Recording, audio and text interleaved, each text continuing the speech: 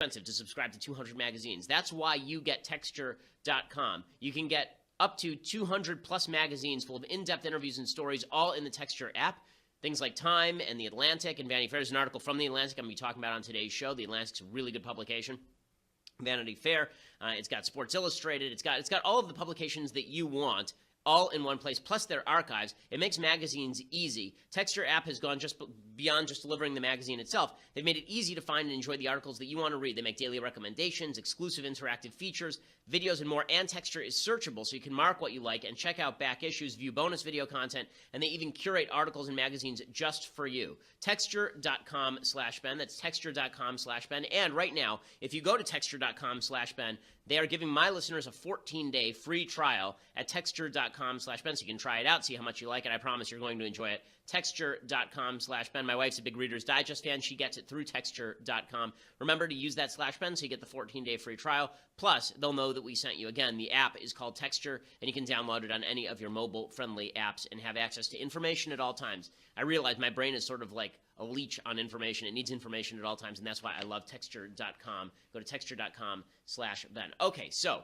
tons of things to get to today, as always. I want to start with this amazing story out of Google. So, apparently, a Jerry Maguire type figure, some rando at Google, decided to put out a 10-page manifesto. It's a 10-page manifesto called Google's Ideological Echo Chamber. And you can sort of imagine Tom Cruise as the Google exec writing out this 10-page manifesto, Xeroxing it, putting it in all of the boxes over at the sports agency, and then getting fired. That's pretty much what happened.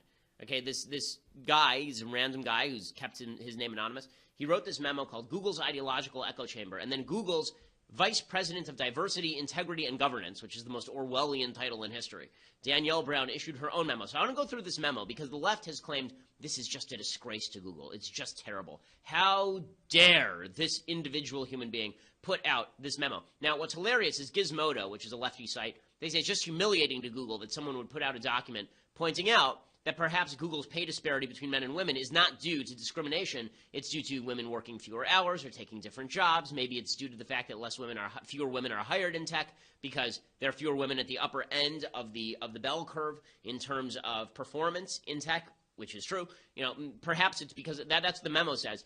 And Gizmodo was very angry at the memo. So when they put up the memo, they omitted all of the charts and links that were included in the memo, which is really quite gross. If you're going to include the entire memo, you really should include the charts and links demonstrating that it's substantiated. It's not just some crazy person, some men's right activist radical who's issuing all of this information. I want to go through this because it's so moderate, this particular memo, and the left is treating it as insane anyway. So this memo begins. Remember, it's all about Google, which is the largest company in the United States, I believe. Is Google bigger than Apple? I think those two are in a competition. I'm not sure. But Google is obviously the most powerful force on the internet anyway. And Google is very angry about this. So the guy from Google writes this. He says, I value diversity and inclusion. I'm not denying that sexism exists and don't endorse using stereotypes. Okay? So already we have started off with somebody who's moderate, okay? This is not somebody who's coming in and just trying to shock, okay? This is not feminism is cancer, the memo, okay? This is something different. He says, when addressing the gap in representation in the population, we need to look at population-level differences in distributions. If we can't have an honest discussion about this, we can never truly solve the problem. Psychological safety is built on mutual respect and acceptance, but unfortunately, our culture of shaming and misrepresentation is disrespectful and unaccepting of anyone outside its echo chamber.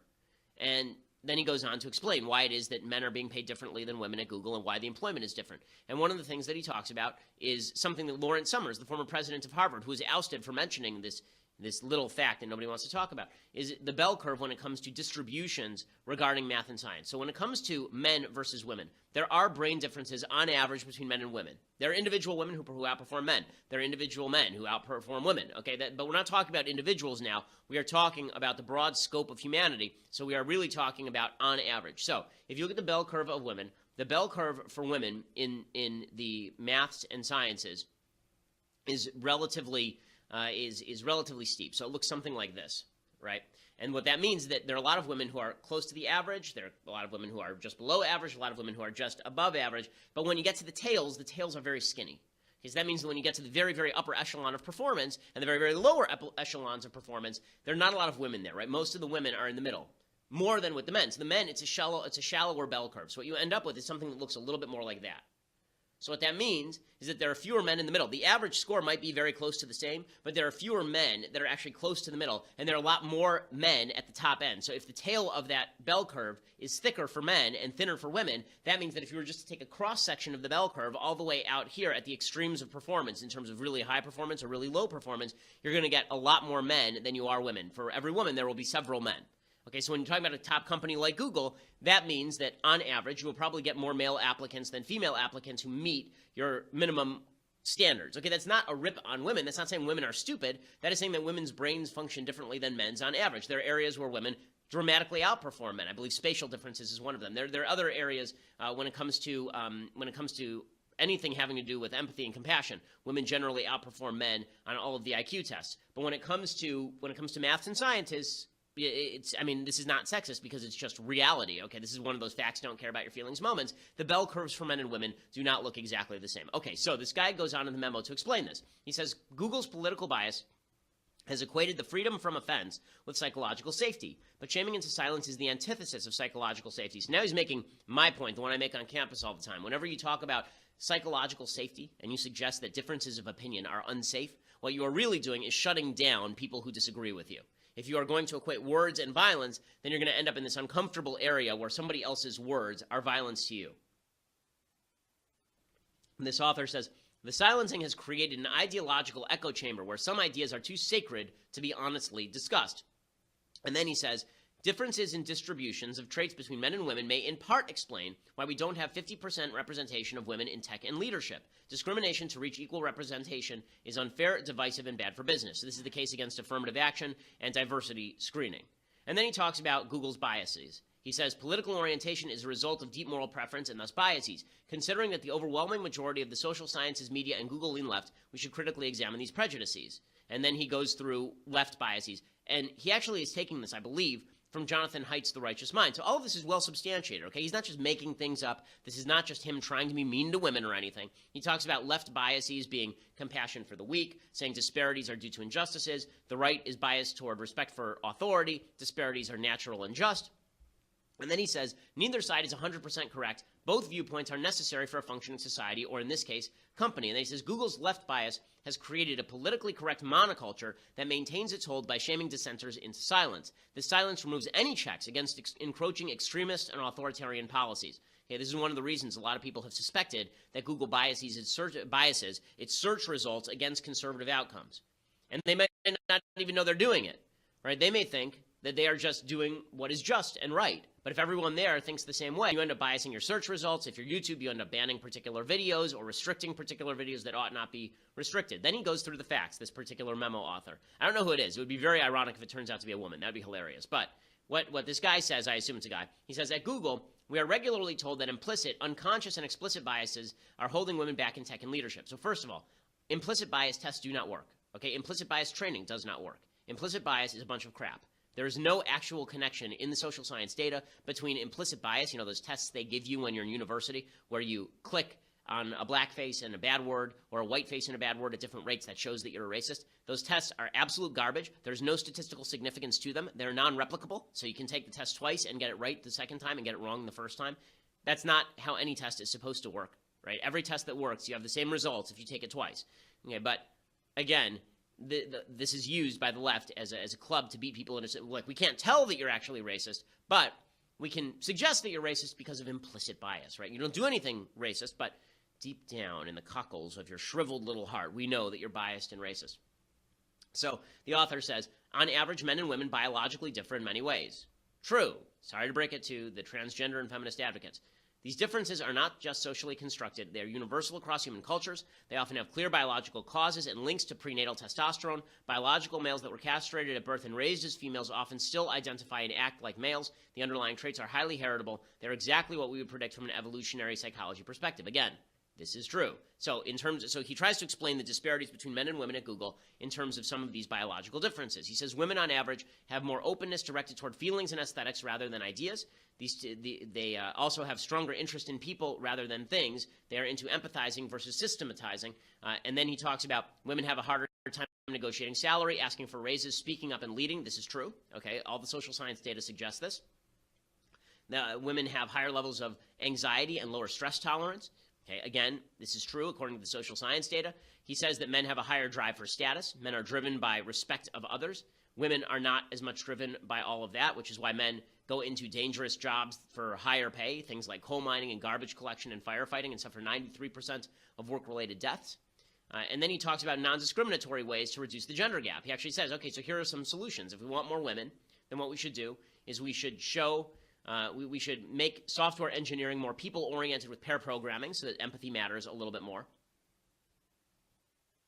He says that women on average look for more work-life balance, so maybe we should start biasing toward part-time work instead of full-time work. And he says that feminism has made great progress in freeing women from female gender roles, but men are still tied to the male gender role. Maybe if we allow men to get out of that, then that will help a little bit. But that does not mean that we should have diversity candidates. It does not mean that we should lower the standards for admission to Google. It does not mean that we should create illegal discrimination at Google. Okay, so all of this sounds really moderate and fine. I don't see anything that's a problem here. He says we should stop suggesting that if you're against diversity candidacies that you are immoral. We should stop alienating conservatives. We should confront our own biases. We should have honest discussions about costs and benefits of the diversity program. Again, we should stop with the microaggressions. He says microaggression training incorrectly and dangerously equates speech with violence, is not backed by evidence, and reconsider making unconscious bias training mandatory for promo committees. Again, all of this is fine, moderate, true, right? All of it's fine. There's really not a huge problem here. Everything that he's saying is well substantiated. There are links to all of the various studies. Christina Hoff Sommers, who's a feminist scholar and who spends all of her time studying this stuff, basically signs off on this entire memo. And I want to tell you what Google's response to that has been, because it's really incredible. But before we get to that, I first want to say thank you to our sponsors over at Zeal. So Zeal is one of my favorite services. Zeal is massage on demand. They come to your house. They come to your house with the table, with the massage oils, with the music, the whole deal. They turn your home into a spa. It is cheaper, less expensive than going to your local spa. You don't have to make a reservation like you do at your local spa a week in advance. You can get it sometimes within an hour, right? Zeal will bring you same-day in-home massages with the best licensed and vetted massage therapists right to your home. You know, I'm big on the idea, you shouldn't have to spend a lot of money to feel like a wealthy person. And this is one of those things where you don't have to spend a lot of money to feel wealthy. Zeal makes that happen for you. It's becoming huge. I mean, I was in New York the other day, and I was seeing people, Zeal, masseuses, wheeling around their materials all around the city. It's a big thing. I've used it for my dad. I've used it for my mom, my sisters, my wife. I have used Zeal. The masseuses are really top-notch. I mean, we've used several of them, and they are all great. And it's just 9,000 licensed massage therapists. So right now, they'll get you started. Okay, our listeners can get $25 off their first massage by using the promo code BEN at checkout. And right now, if you sign up for Zeal's massage membership, you get 20% off all your massages, plus a free massage table and sheet set that you get to keep at your house, $380 value. That is yours free when you sign up for the massage membership. There is no initiation fee to join the membership, just that great additional savings on top of the $25 discount you're going to get when you use promo code BEN. It's spelled ZEEL, ZEEL.com. And I was trying to think, actually, of what to get my wife for her birthday. I think I'm going to get her a Zeal massage. She's been needing a massage, and Zeal is the best way to do it. Zeal.com, or you can go to their iPhone or Android app, and make sure you add promo code, right? There's a little link that says you add promo code. Make sure you use the checkout, BEN, and get $25 off your first in-home on-demand massage. And use that, BEN, so that they know that we sent you. Again, Zeal.com. Terrific, terrific service. Okay, so how does Google respond to this eminently reasonable and practical suggestion that maybe they should examine their own biases with regard to hiring and firing and elevations and the good of the company? So they send out their Orwellian Vice President of Diversity, Integrity, and Governance, Danielle Brown, to issue this statement, quote, "Googlers, I'm Danielle, Google's brand new VP of Diversity, Integrity, and Governance. Big sister. I started just a couple of weeks ago, and I had hoped to take another week or so to get the lay of the land before introducing myself to y'all. But given the heated debate we've seen for over the past few days, I feel compelled to say a few words. What-oh. Many of you have read an internal document shared by someone in our engineering organization expressing views on the natural abilities and characteristics of different genders, as well as whether one can speak freely of these things at Google. And like many of you, I found that it advanced incorrect assumptions about gender. Incorrect. Okay, now we disagree. Incorrect. Again, nothing in the memo ever said that all women are incapable of science or tech. Nothing in the memo said that all women are incapable of working at Google. Nothing in the memo said all women are incapable of advancing in tech careers at Google. The whole point of the memo is, if you're going to suggest that systematic bias is at work inside Google, perhaps you ought to look at the average differences between men and women and how they act in the workplace and what the average qualifications are. That is not an excuse to discriminate against individuals. That is an excuse not to discriminate against individuals, because you shouldn't be discriminating against people on the basis of phantom social justice warrior bullcrap. Okay, so this idiotic letter continues. I'm not going to link it here, as it's not a viewpoint that I or this company endorses, promotes, or encourages. So I'm just going to send a nasty letter without telling you what the underlying material was. Diversity and inclusion are a fundamental part of our values and the culture we continue to cultivate. Oh boy. Okay, so diversity and inclusion, except for how you're sending a letter specifically saying that this guy's views are out of bounds and he must be burned. Burn him! We'll throw him in the river and see if he floats. If he floats, he's a witch. If he drowns, he is not. We are unequivocal in our belief that diversity and inclusion are critical to our success as a company, and we will continue to stand for that and be committed to it for the long haul. As Ari Balog said in his internal G+ post, quote, building an open, inclusive environment is core to who we are and the right thing to do. Nuff said. Google has taken a strong stand on this issue by releasing its demographic data and creating a company-wide OKR on diversity and inclusion. Strong stands elicit strong reactions. Changing a culture is hard, and it's often uncomfortable. Screw you, lady. I'm so sick of this nonsense where people say, well, you know, us changing your mind, it might be uncomfortable for you. Us, you know, taking your eyes and propping them open while we show you montages set to Beethoven's Ninth, that might be uncomfortable for you as we re-educate you. I'm sorry if it's uncomfortable when Chairman Mao takes you out to re-educate you in the ways of communism. I'm sorry if that's a little uncomfortable. It's only because you're so narrow-minded, and we have to broaden your mind by force. That's the only way. Now, this kind of, it's really nasty. We have to change you, and it might be uncomfortable for you. Well, how about you change, okay? Maybe you're wrong. Is that uncomfortable can we acknowledge that it's uncomfortable for you to acknowledge some basic truths? No, it's only uncomfortable for people you disagree with. And I'm sorry if I love when people apologize if it's uncomfortable for you. You know, like you're torturing someone. I'm sorry, Ramsey Bolton to Theon. I'm sorry if this is uncomfortable for you. You know, it's just a change that you've had to undergo. But I'm really, really sorry if you find this a little bit irritating or uncomfortable. It's harder on me than it is on you. Just know that your horizons will be broadened as we perform this surgery upon you. I firmly believe Google is doing the right thing, says the VP of Diversity, Inclusion, and BS, and that's why I took this job. Part of building an open, inclusive environment means fostering a culture in which those with alternative views, including different political views, feel safe sharing their opinions. Yes, I'm sure Theon feels very safe under these circumstances. Very, very safe. I'm sorry if it's uncomfortable for you. We won't link to your paper, and you might get fired. Here, you ready for this? That discourse needs to work alongside the principles of equal employment found in our code of conduct, policies, and anti-discrimination laws. You understand what that means? That's an overt threat. Okay, that is, if you say these sorts of things, we may have to fire you. You may have violated our code of conduct that says that you must never, ever, under any circumstances, mention differences between men and women, ever. We love diversity here, and if you violate these principles, you shall be punished. I've been in the industry for a long time. I can tell you, I've never worked at a company that has so many platforms for employees to express themselves. I know conversation doesn't end with my email today. I look forward to continuing to hear your thoughts as I settle in and meet with Googlers across the company. Thanks, Danielle. Okay, Danielle, how about this? You should stop being an ideological fascist. Okay, if you want to provide some alternative evidence that rebuts the presumptions created in this memo, you can do it, but you are just making this guy's point. This guy's entire point is that you're a bunch of fascists who can't tolerate dissent with regard to obvious sociological and scientific facts.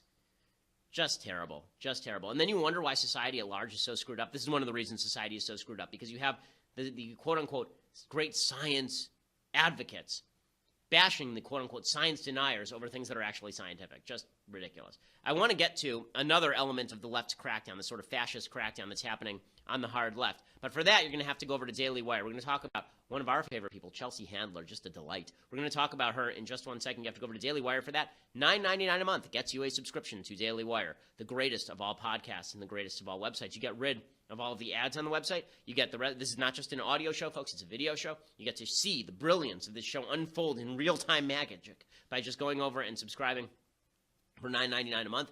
And you also get Andrew Klavan's show, and you get Michael Knowles' show, which is really charging up the iTunes charts as well for some odd reason. People seem to like it. So you can get that for just $9.99 a month. And for the annual subscription, you not only get all of these magical things, get to be part of the mailbag on my show and Knowles' show and Klavan's show, you also get this, the greatest of all mugs. It is legendary, this particular tumbler. Leftist Tears, Hot or Cold. It is the grandest of all tumblers. In fact, there are rumors that this is what led to the War of the Five Kings in Game of Thrones, that they discovered this buried in a cave, and they uncovered the Leftist Tears, Hot or Cold mug. And the Targaryens simply could not allow the Baratheons to continue to maintain it any longer, and thus they began a war. Leftist Tears, Hot or Cold mug, get that with the annual subscription, $99 a year, so a significant discount off the $9.99 a month that you would have to pay normally. So get the annual subscription, get this tumbler, and be part of our team. Also, right now, as I said earlier in the show, we are number 2 in all of iTunes. Our podcast is number 2 in all of iTunes, number 1 in news and politics. So keep the subscription and the reviews coming. Maybe we can get up to number 1, which would be super cool. I would then, have an excuse to take my wife out to dinner, which would be happy for her and sad for me. Just joking. I like my wife, but it would be so. Make sure you go over and subscribe and also leave a review. We always appreciate it. We are the largest, by far, conservative podcast in the nation.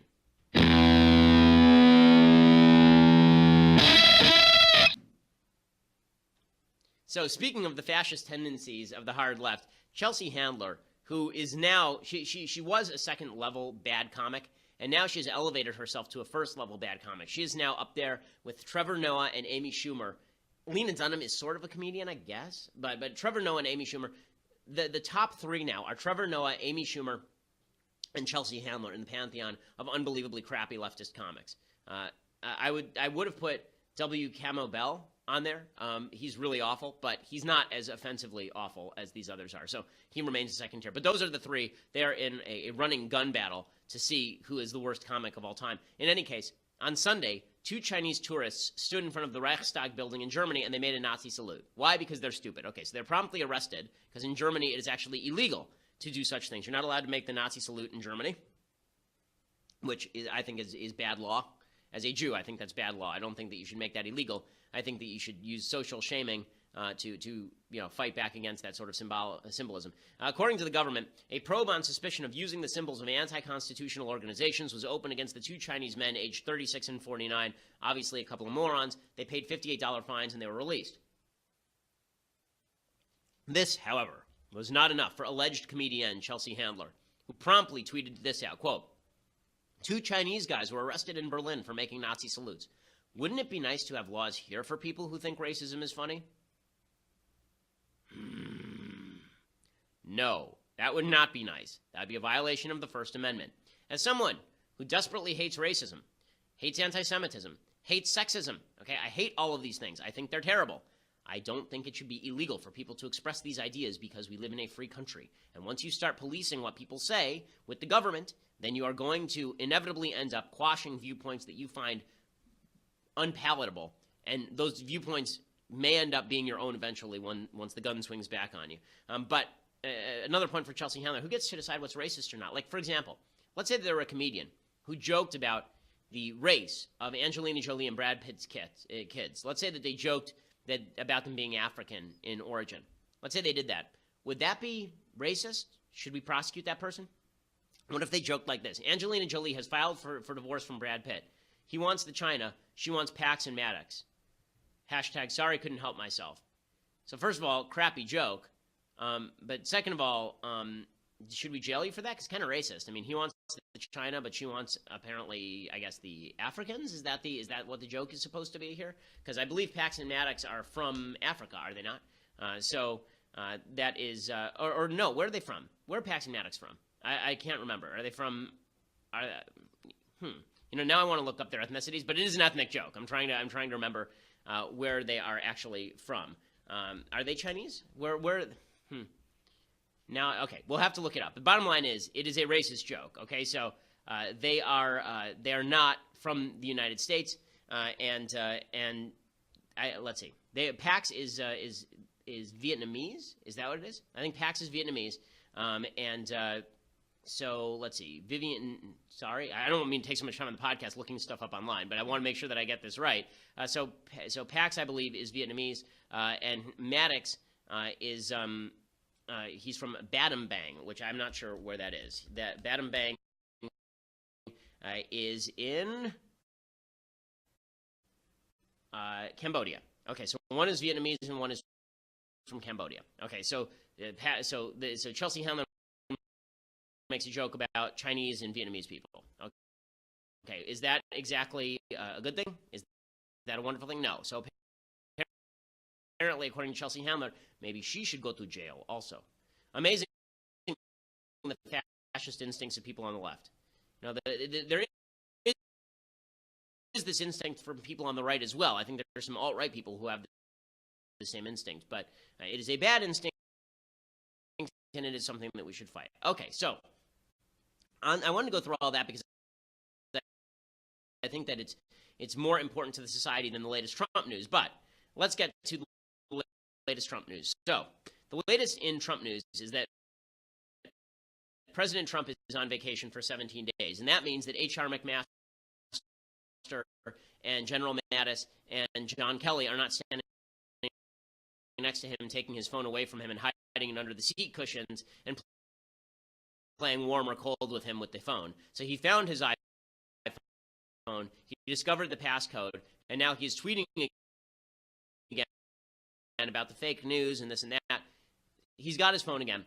But the bigger problem for him is that on Friday it was announced that the special prosecutor Rod Rosenstein, well, actually, I'm sorry, Robert Mueller, impaneled a grand jury, and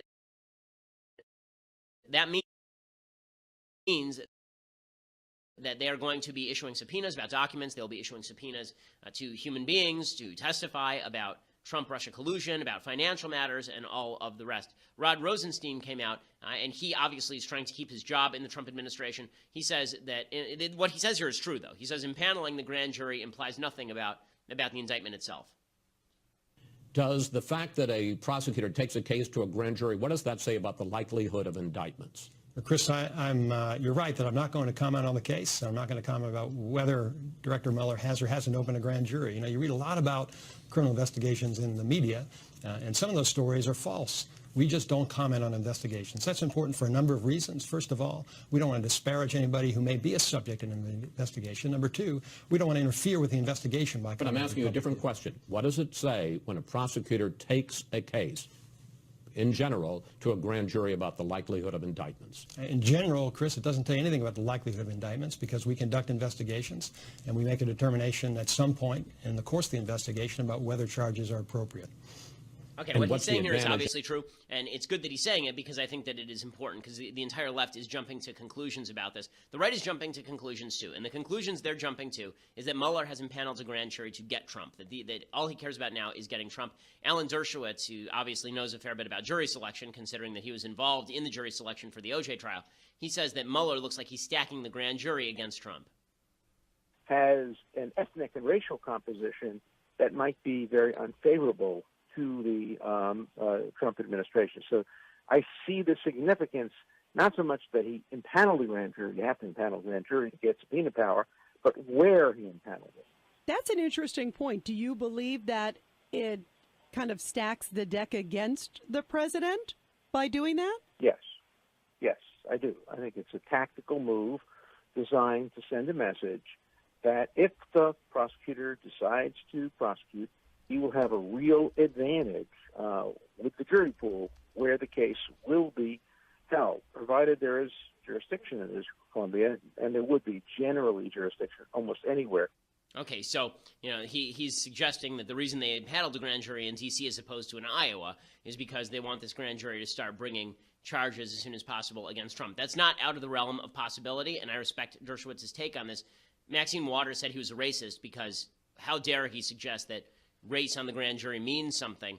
And, again, she doesn't know what she's talking about, because the fact is that when you are looking at juries, when you're looking at jury selection, of course the race comes into account of the people, because you make assumptions about, on average, black people are going to vote Democrat more likely than white people are going to vote Democrat. So the chances that you're going to get a black juror on the grand jury who is anti-Trump is higher, just statistically speaking.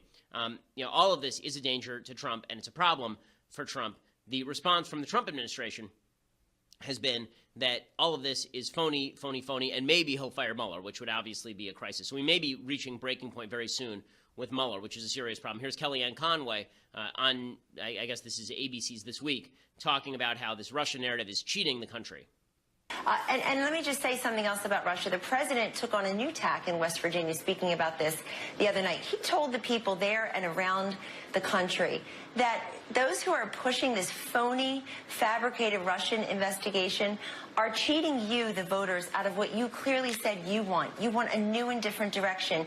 You don't want the same failed policies. You want free markets. You want democracy. You want national security, American exceptionalism, prosperity at home. He's making good on those promises. Look at the stock market. Look at the jobs numbers. Look at the growth. Look at the regulatory rollback on things that were hurting taxpayers and property owners and job creators. And look at what he has promised those people. They voted for him. And if Bob Mueller is going to continue the investigation, we'll cooperate however best we can. But the president is not a target of any investigation. Okay, and then she goes on to say that Trump is not going to commit to not firing the special investigator if he gets too close to something to prosecuting, if Trump doesn't like it. Bottom line, Kellyanne. Yes. Does the president commit to not firing Robert Mueller? The president has not even discussed that. The president is not discussing firing Bob Mueller. But will he commit not to fire him? And cooperating with.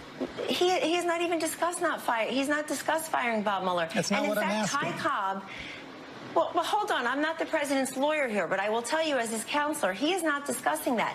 Okay, so she refuses about 8 times in that clip to say that Mueller won't be fired. So what we have here is a situation where there is obviously a witch hunt going on from the left with regard to President Trump. I don't know that Mueller is engaged in that witch hunt yet. I think that it's a little much to say that Mueller is obviously out to get the president at this point. I don't know on the basis of the grand jury. We'll have to see on the basis of the indictment. If there's some indictment brought, we'll have to look at the material in the indictment and determine whether this fit within the scope of the investigation or whether it was actually just a reach by Mueller. I can't prejudge the product that I haven't seen based on rumors that are coming out that are unsubstantiated on this side. But what you have on the right is a jump to Mueller's bad, got to be fired. You have a jump on the left to Mueller is going to take out Trump, and then once he takes out Trump, then we're going to have to take out Mike Pence. That's what Maxine Waters, this nut job, the most corrupt woman in Congress, she says that once we finish with Trump, now we have to step up and go after Mike Pence too. We're going to go after everybody. Now, remember, what they are hoping, what the Democrats are hoping, is that they win back Congress in 2018, and then they move to impeach Trump and impeach Pence, okay? Because how does the line of succession go, gang? Remember, it goes president, vice president, Speaker of the House. So if they were actually able to impeach Trump and Pence, they won't be able to because they won't have enough votes in the Senate. But if theoretically they were able to do so, if there was some sort of wipeout and Republicans lost the House and Senate, you could end up with President Nancy Pelosi. If that's not incentive to go out and vote in 2018, I don't know what is. Here is Maxine Waters making the case. You said that Vice President Pence is already planning his inauguration. Is that a joke, or do you really? It was a joke. Okay. What I wanted to do was needle them a little bit. Okay. You know, Do you think Pence will be better than Trump if he were no, impeached? and when we finish with Trump, we have to go and get Putin. That's right. He's next. Putin or Pence? Pence. You mean Pence? Wait, we'll get Putin. We'll get 2 for 1 with That's Trump right. and That's Putin. right. Then we That's got to right. go after Pence. That's right. Yeah. Okay, so I do love I do love that this crazy old bat is doing we have to go after Putin, we have to go after Pence, we have to go after Newt Gingrich, randos, and everybody out there. So the left is suggesting that this is the end of the world, Trump is done. The right is scared that Trump might be done because of Mueller, Again, not enough evidence on any of this, but it is opening up gaps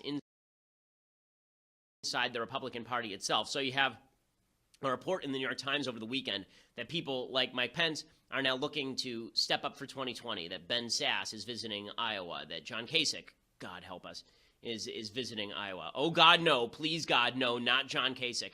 He's coming out and campaigning against Trump. Now, there are a couple of splits in the Republican Party that are worth talking about because they continue after the election. One is the split between the right and the so-called moderates, and the second is the split between people who don't care about Trump's behavior and people who do care about Trump's behavior. I think that you can be right-wing and care about Trump's behavior. That's where I am. I think you can be right-wing and not care about Trump's behavior. That's where, like, Dennis Prager is. You can be moderate and not care about Trump's behavior, and that's where Jared and Ivanka are, presumably. And then you can be moderate and care about Trump's behavior, and that's where John Kasich is. The bottom line is that just because John Kasich says that he wants to run against Trump in 2020, which is what he's going to do, does not mean that the right is going to move with John Kasich or the moderates are going to move with John Kasich, because this is the weird thing, okay? Trump actually crosses currents. Trump is both moderate on politics. He's not particularly right-wing. He's much closer to John Kasich on politics than to Ted Cruz. And he doesn't care about behavior, not like John Kasich, but like a lot of the right-wingers. So he's got the attitude of a hardcore right-winger with regard to the media, for example, but he's got the policies that are much closer to John Kasich's. So when John Kasich says, well, you know, I'm going to run against him, like on what basis, aside from being a wadded piece of receipt in my pocket that went through the wash 3 times? Here is Raisin in the Sun, John Kasich. John Hickenlooper and I are doing at the present is he's going to have his staff and my staff, and we've had preliminary conversations because John and I are becoming friends, and they're going to sit down and they're going to look at the differences. And one of the problems is that there are some in the Democratic Party that think the whole system needs to be changed at once, and there are some in the Republican Party that say, look, let's let the market work to drive down health care costs, but we're going to have to make a commitment, a serious, significant commitment to those people who are left behind. So I think Democrats are going to have to get to the point where they say, let's let the market work, give people more choice, bring down the cost of health insurance. And Republicans are going to have to admit that there's going to be a group of people out there who are going to need help. These are some philosophical differences between the parties, but if you have a good spirit and you understand that just go away, just go away. Okay, all this talk about primarying a sitting Republican president. Basically, if you primary a Republican president, even if you were to win the nomination, you're going to lose the general. Okay, there's never been a primary challenger who is number one. I mean, that's incredibly rare. You've had situations like 1968 where the president drops out, like LBJ dropped out in 1968. But then his successor, Hubert Humphrey, goes on to lose to Richard Nixon. If Trump is so bad that he ends up being primaried and losing, the chances that he become president are virtually nil. So Republicans are with Trump, boom or bust, come 2020, to the extent that they want to win a national election, unless things become so dire and so desperate that Trump is just an utter disaster all the way through, and they have no choice. So these splits on the right are reopening in the wake of Trump not being good at his job. What's funny about all of this is, again, in the areas where Trump is not public, in the areas where Trump is not involved, his administration is going fine. Okay, so there is a story that just came out 5 minutes ago that says that Donald Trump's administration has now cut 11,000 federal jobs, 11,000 of them in the last 6 months. That's the first reverse in federal employment that's happened in a long time. That's really good. There's been a reverse in regulations, right? 16 regulations cut for every new one added. All of these are really good things. But that's not what people vote on. They actually don't vote on these little things. I know that people like to flatter themselves that this is what people vote on. People don't vote on that. They vote on generalized perception of the people who are running.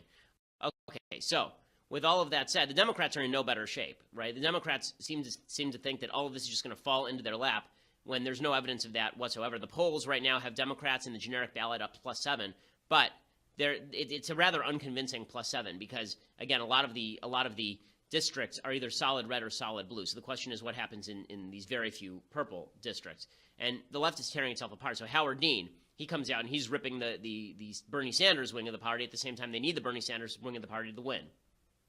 There has always been a section of the left, which I call as the whiny party, the party that doesn't really want to win. They just want to be pure. And if they go down swinging purely, then that's fine.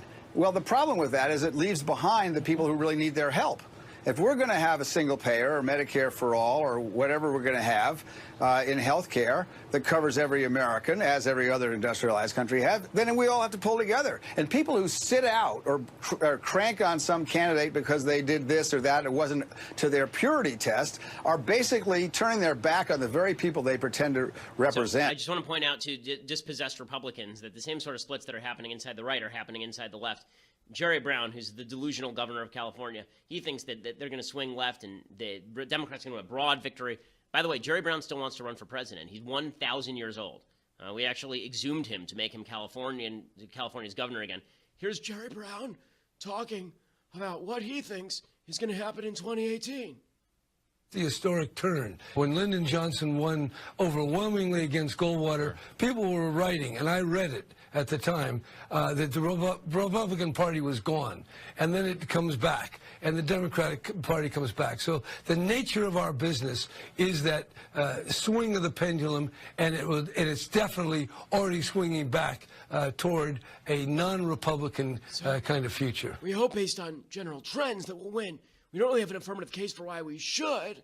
And also, I don't know where I am, why I'm here, who you are, why I'm talking, or I think I peed myself.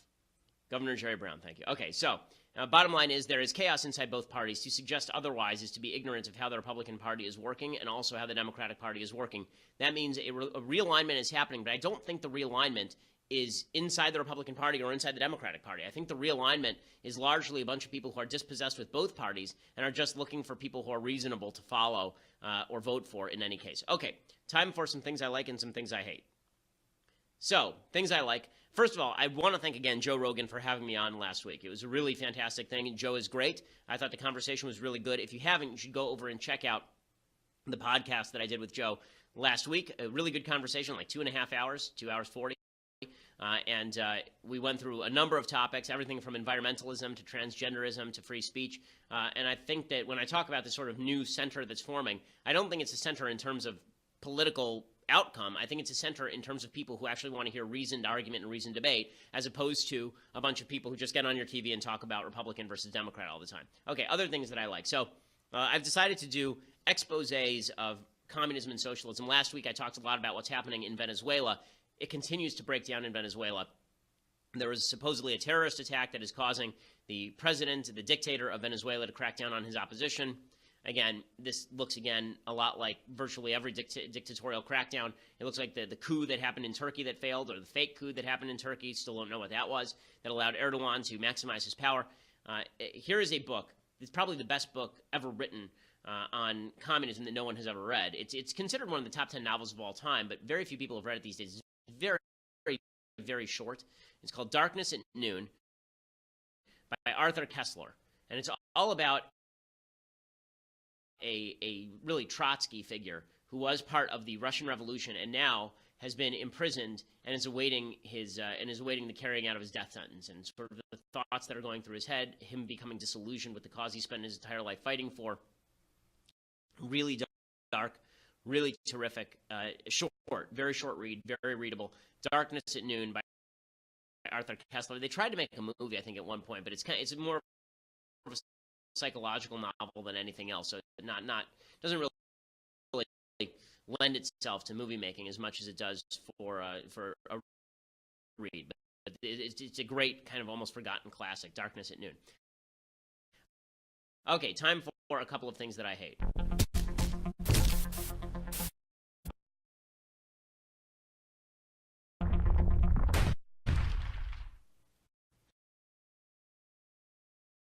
So, a couple of things that I hate. So, Kellyanne Conway was asked on one of the Sunday shows about President Trump's transgenders in the military bans. You recall a couple of weeks ago that Donald Trump tweeted out, almost seemingly out of nowhere, that transgenders would no longer be allowed in the military. And there were people like me who said, I generally agree with the policy, but I would like to see General Mattis lay it out. I'd like to see the military, I'd like to see what the Pentagon does. I want to see their opinion on this. I want to see them lay it out in the most free and full fashion so that we can have a good open debate about it and see what the rationales are. And Kellyanne Conway is asked, okay, so Trump tweeted this. Was the military even aware that he was doing this? And here's what she had to say. Just did the chairman of the Joint Chiefs, did the defense secretary, did the commandant of the Coast Guard, did the other service chiefs sign off on that policy, on that tweet before the president sent it out? I can't answer that because I wasn't in the room when they discussed it with him, and I certainly aren't on the National Security Council. But I will tell you, having spoken with the president directly about this and having been involved a little bit in the discussions, that the president had consulted for quite a while with different stakeholders, including his generals. What he says in the tweet is absolutely true. He consulted with generals and others about this issue. Okay, so again, here was the problem, and I said this at the time. How you do things is just as important as what you do. If you do it wrong, you end up actually backfiring. So what's happened now is the Pentagon has said we have had no specific instruction from the White House. We are not carrying out anything without any sort of plan or specific instruction. So Trump just tweeted something out, toxified it in the public discourse, and then threw it on his military, which promptly ignores it. This is not how policy ought to be done. If Trump wants good policy implemented, he should do the same thing he's doing with regulations and with employment. He should just let his chiefs take care of it. Okay, they know what they're doing. When it comes to the specifics of this stuff, he does not. Let him be the face of it. Let them develop the policy and let him pitch it. But he has to understand that he ought to be doing exactly what he did on The Apprentice, okay? He's the pitch man. He is not the idea creator, nor is he the implementer. Okay, other things that I hate. So this is just a weird thing. Kayleigh McEnany, who's been a pro-Trump member of the Trump campaign, she was on CNN, and now she's no longer on CNN, and she popped up on something they're calling Trump TV, which is from the White House, apparently, and it is DonaldJTrump.com, and it is her bringing you real news, not fake news, real news. Hey everybody, I'm Kayleigh McEnany. Thank you for joining us as we provide you the news of the week from Trump Tower here in New York. More great economic news on Friday. The July jobs report added a better than expected 209,000 jobs. Overall, since the president took office, President Trump has created more than 1 million jobs. The unemployment rate is at a 16-year low, and consumer confidence is at a 16-year high, all while the Dow Jones continues to break records. President Trump has clearly steered the economy back in the right direction. I didn't like it when Obama did this. This is not new. Everybody's treating it like this is new. Okay, Obama, if you recall, actually for a while banned press photos and was only issuing White House press photos. So this is a centralization of the communication strategy that I just do not like from either side. Okay, I understand. This is why you have a White House press office. This is why you have allies in the press. But this idea that you're going to have state-sponsored TV to back the president, I didn't like it when it was Obama. I don't like it when it's Trump. I don't appreciate it, and I think that Kayleigh McEnany is better than this. She's obviously smart. She's obviously talented. Working for Trump TV seems to me a misuse of those talents, especially because you're not going to get real news. You're going to get Trump's news, which is fine. That's fine. But I think that, having it openly sponsored by the White House is a little bit much. Okay, so we'll be back here tomorrow with all of the latest news. Again, make sure that you go subscribe, leave us a review, and make sure also that you give a listen to Michael Knowles' brand new show. You can get that at iTunes. That is also doing really well in the news and politics section over at iTunes. It's fun to listen to. Also, Andrew Klavan's show is coming up next, so make sure that you go over to iTunes and subscribe to that as well. Drew's show has been fantastic for a long time. And it is always a well-informed and funny take. If you've never listened to it, go give it Andrew Klavan's show a listen. We don't agree on everything Trump-related, but it's really wildly entertaining. So go check it out, Andrew Klavan's show. Okay, we'll be back here tomorrow. I'm Ben Shapiro. This is The Ben Shapiro Show.